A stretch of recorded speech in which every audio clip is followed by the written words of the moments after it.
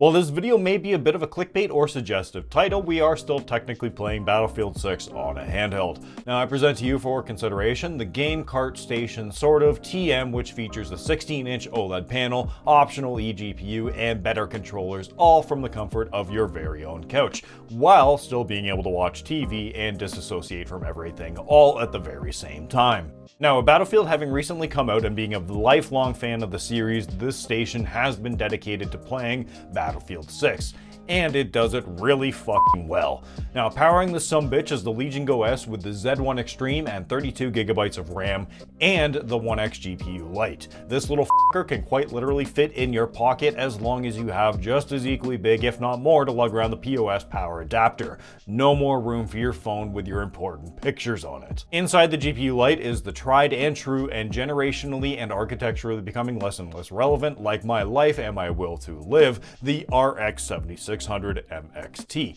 the same one found inside the GPD eGPU and the OneXGPU and more.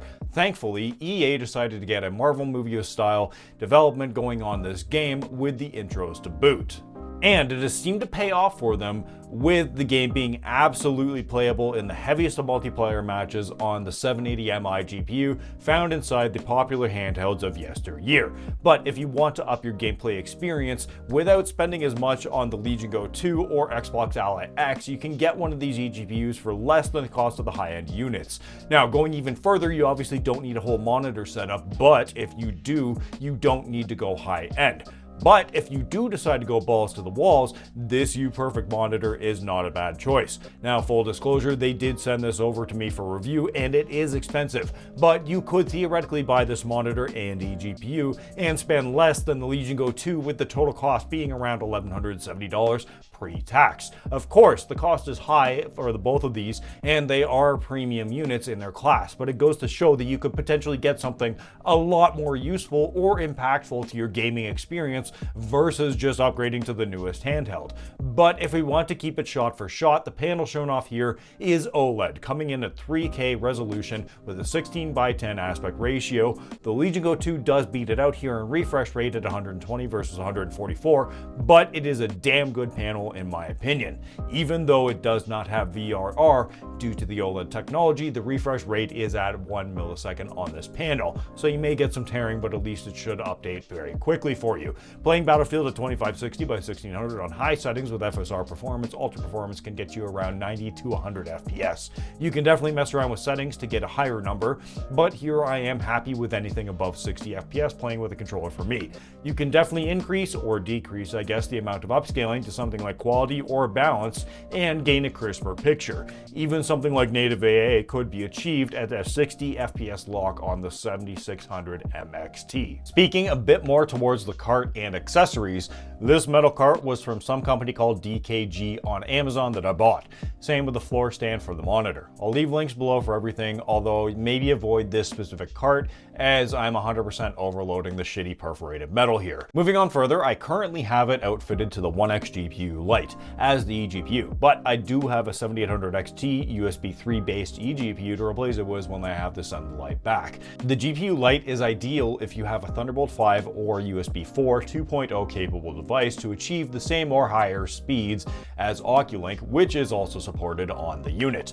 Unfortunately, I have no devices currently that can take advantage of the full spec, but even over USB 4 standard, it is a pretty enjoyable experience, and I don't really expect much more gains out of that going over to Thunderbolt 5 or Oculink, as I've experienced with this GPU in the past. But if you do have a device that is capable, you will want to use something like this from AOHI. That is the Adonis USB 4 2.0 cable, which can handle the full spec and 240 watts of charging power. Plus, it has its own little carry pouch and is super flexible and durable. It will allow for 120 gigabytes per second unidirectional or 80 gigabytes per second bidirectional. Even if you do not have devices capable of USB 4 or 5 and just want a high quality do-it-all USB-C cable, you can't go wrong with these guys here. The idea behind this cart though for me was to replace the end table next to my couch that we had with something a little bit kind of sort of similar that wasn't bigger than the old one really in footprint wise and wasn't awkward or stupid looking for the space.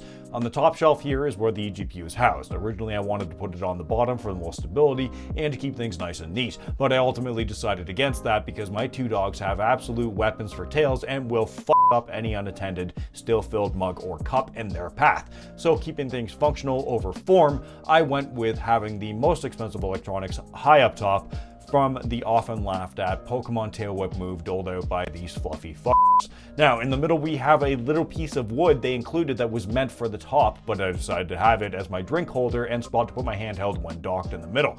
As well, I have included a MagSafe charger for my phone. Now, unfortunately, due to the cabling and the size of the brick for the GPU Lite, I have to use it on the middle shelf here. If I were to get one personally, I would have made sure to integrate it better into the cart like I did for my current GPU on the top. On the bottom is just storage for various things, extra cables, and non-expensive electronics due to the aforementioned lunatics in the house. Thankfully, if you want to have a controller or something easily accessible, this cart came with a little canvas side storage system. Now, to round off, the cart is on wheels, so it's easily manageable and quick to put away if you so desire. Moving to the monitor arm is a two-stage system that allows for you to extend and lower it, raise its positioning. Originally, I did get a monitor arm mount that I was going to clamp or drill onto the cart, but deciding after I got it, I decided that it wasn't going to work with the aforementioned shitty metal cart.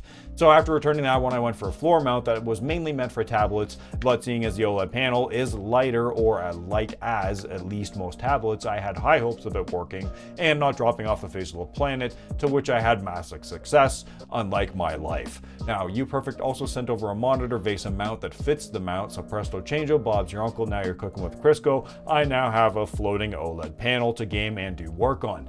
Now, I tucked the weighted panel under the couch floor and it's been sturdy ever since, unlike my mental stability. Now, in everyday use, this little setup has been awesome and kind of close to a console experience, I guess, depending if you use SteamOS or Windows.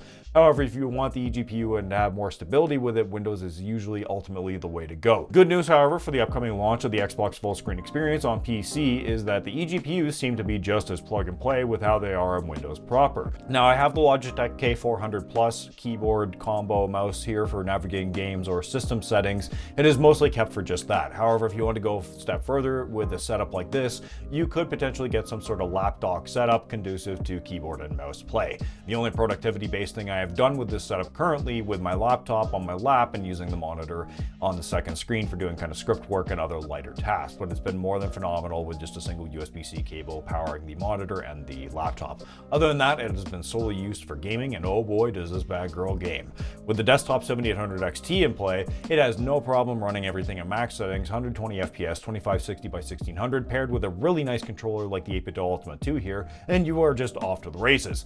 If you have someone nearby, you could definitely grab another controller for split screen play, depending on the size and setup you have. Why wouldn't you want to do it on the TV if you have one? Who knows? Now, full disclosure, 8BitDo did send over the Ultima 2C and 2 to check out, but with all that being said, I have about 4 other 8BitDo products in my home that I've currently purchased over the past few years with my own money. In my opinion, they make some of the best quality for the price controllers out there, so when they reached out, I was more than happy to check out the updated model of my personal favorite controller in the same color, of course. Playing Battlefield with this has been really awesome thanks in no small part to the 4 extra buttons on the controller, 2 on the back and 2 in between the bumpers and triggers. Those buttons, for me, get the most use, personally, for reloading and crouching. Additionally, the Ultima 2 has TMR sticks, which simply put our Hall effect on steroids. They pick up finer movements, retain the same durability, and consume less power than the Hall effect-based counterparts. Finally, on this bad boy, we have hair triggers, easily accessible, which, when playing an FPS like Battlefield 6, is almost crucial. Of course, you could play anything else, but why the hell would you?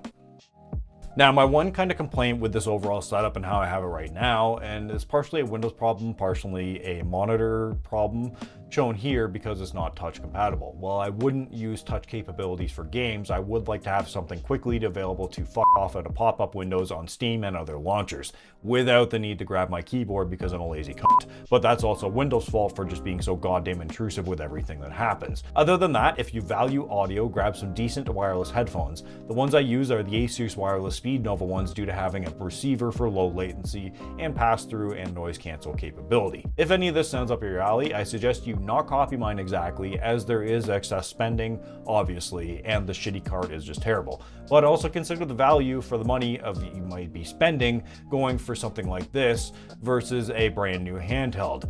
Now, going for something like this, you'll be able to get a lot more kind of use case of GPU power and having a better display versus the handheld being 10 to 15% kind of better for a lot more or the same money. Or you could do the smart thing and spend nothing at all, give the ultimate you to the corporate overlords that suck their teeth into you through every means necessary, including this very own video.